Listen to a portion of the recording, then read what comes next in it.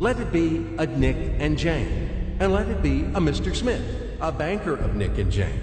They both keep their money in his bank. That's why we use the title Mr. Smith with respect.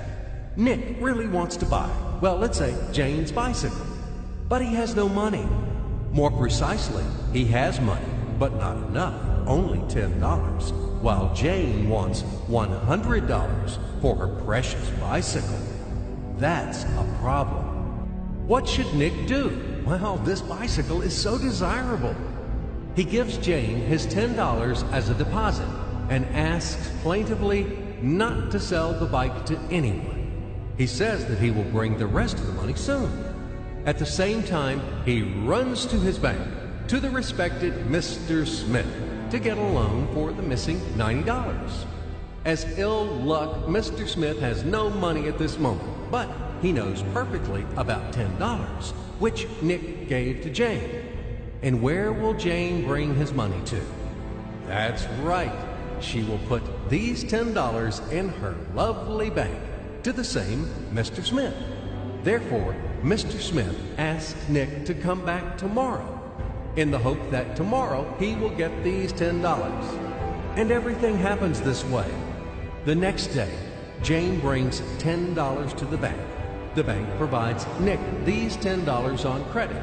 Nick immediately gives them to Jane. She again puts them in a bank. The bank again provides Nick these $10 on credit, etc.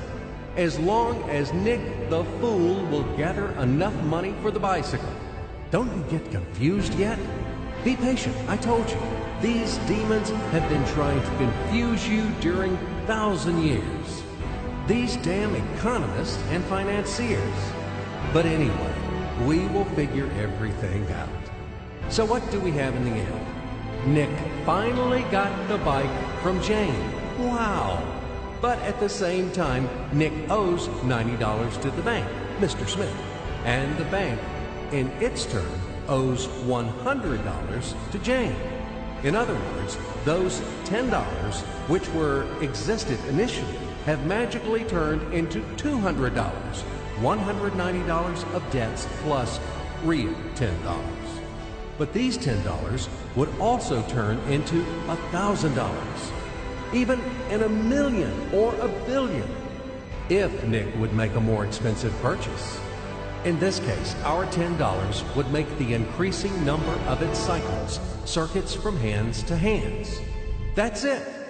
So, what happens in today's world? SOS! It appears that banks also make money out of thin air and multiply them. Not only Fed can produce money, but banks either. In short, everybody can do this, except you and me. We are not in the business at this celebration of life. I would like to print or draw some money as well. In fact, these banks multiply money without any control.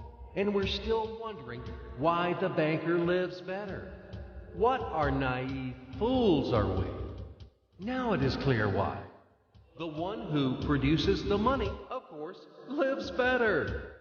But this is not enough. From this moment, poor Nick will never be able to repay his debts owed to the bank, no matter how hard he would work. Silly Nick doesn't know it yet, that he's in slavery to the bank, in credit bondage forever, because those $90 which he owes to Mr. Smith do not exist in nature at all. Sly Mr. Smith made his money out of nothing. He created them out of thin air, just one click. And $10 turned into $200. Yes, but you can object